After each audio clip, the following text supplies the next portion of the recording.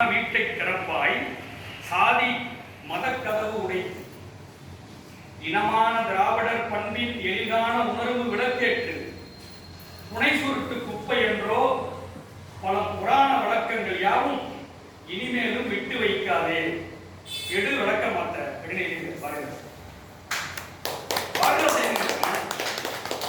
நீங்க பாரதி கிட்ட பார்க்க முடியாது. பாரதி கிட்டயோ அல்லது நாமக்கல் கவிஞர் பேராய கவிஞர் இருக்காங்கல்ல, பேராய கவிஞர்கள் நாமக்கல் கவிஞர் தேசிய விநாயகம் பிள்ளை, ராமலிங்கம் பிள்ளை, இந்த பிள்ளைவாழ் கவிஞர்கள் எதிர்பார்க்க முடியாது. பாரதிதாசன் தான் இந்த மொழி வசப்படும்.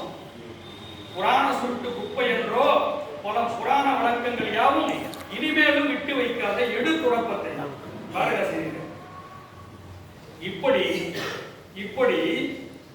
நம்முடைய பகுத்தறிவு பகலவன் தந்தை பெரியார் அவருடைய பாசறையில் உருவான புரட்சி கவிஞர் பாரதிதாசன் என்று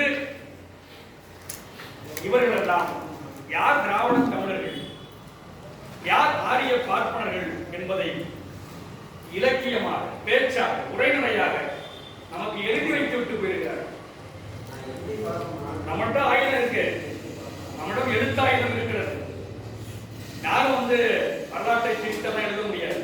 ஆனால் இப்படிப்பட்ட இந்த நீதி கட்சி தொடங்கி திராவிடர் கழகம், முன்னேற்ற கழகம் என்று வருகிற இந்த சமூக நீதி பாரம்பரியத்தை இன்றைக்கு இருக்கிற இளைஞர்கள் மத்தியில் நாம் மிக தீவிரமாக அதை எடுத்துக்கொண்டு போக வேண்டும் நண்பர்களே. ஏனென்றால் இன்றைக்கு கல்வி வளாகத்தை எல்லாம் மறந்து, இந்த கல்வி வளாகத்தில் எல்லாம் முழுக்க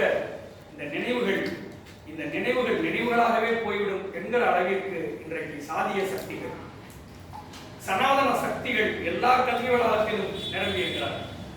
மனோன்மணியம் சுந்தரனார் பல்கலைக்கழகத்திலே போன மாதம் அண்ணாவை பற்றி பேசுவதற்காக நான் போயிருந்தேன். அண்ணாவை பற்றி பேசி முடிக்கும் போது பாரதிதாசனை உயர்த்தி பிடித்து பாரதியாரை பற்றி ஒரு விமர்சனத்தை பேசிவிட்டு இறங்கிவிட்டேன். ஏபிவிபி என்கிற ஒரு அமைப்பை சார்ந்த அந்த மாணவர்களிடம் என்னிடம் தகராறு செய்கிறார்கள். நீங்கள் எப்படி பாரதியை இப்படி பேசுகிறீர்கள் என்று தொடர்ந்து என்னிடம் அந்த அறையில மிகப்பெரிய விவாதத்தை கிளப்புகிறார். இப்படி எல்லா கல்வி வளாகத்திலும் சாதிய சக்திகளும் சங்க பரிவாரங்களும் நிறைந்து கொண்டிருக்கிற இந்த சூழலில் தான் நாம் இந்த தந்தை பெரியார் திராவிடர் கழகத்தின் சார்பில் தேர்தல் ஒரு பக்கம் இருந்தாலும் கூட நாம் தொடர்ந்து இந்த ஆயுதத்தை நாம் ஏற்ற வேண்டும்.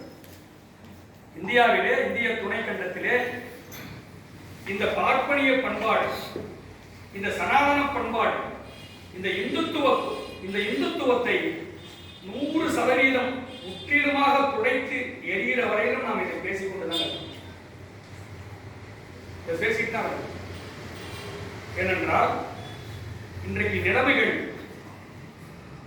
வேறு மாதிரியும் இருக்கிறது. ஆனால் தொடர்ந்து எப்பொழுதுமே நாம் ஏற்ற வேண்டிய ஆயுதம் பெரியார் என்பதை நாம் மறுக்க முடியாது. கீழடி எவ்வளவு பெரிய சிக்கலை நாம் சந்தித்துக் கொண்டிருக்கிறோம். இன்றைக்கு அமர்நாத் அந்த அறிக்கையை வெளியிட விடாமல் தடுக்கிறார். தொடர்ந்து நாம் போராடி கொண்டிருக்கிறோம். கீழடி தொடர்ந்து போராடுறோம். சித்த மருத்துவ பல்கலைக்கழகத்திற்கான அனுமதி என்று நாம் தொடர்ந்து போராடுகிறோம். எப்படியாவது மும்மொழி கொள்கையின் வழியாக இந்தியை திணித்துவிட வேண்டும் என்று தொடர்ந்து அந்த முயற்சி நடக்கிறது. நாளையில் கூட ஒரு கட்டடத்திற்கு இந்தி பெயரை சூட்டியிருக்கிறார்கள். சு வெங்கடேசன் அவர்கள் அது கடமையின் வாசல் என்று தமிழிலே குறிக்கப்பட வேண்டும் என்று சொல்லியிருக்கிறார்கள். தமிழிசை போன்றவர்கள் கூட அதை தமிழிலே மாற்ற வேண்டும் என்று தான் சொல்கிறார்கள். இப்படி தமிழ்நாட்டை பொறுத்தவரையிலே நான் முடித்து விடுகிறேன். தமிழ்நாட்டை பொறுத்தவரையிலே இந்தி எதிர்ப்பு என்பது தமிழனின் அடிப்படையான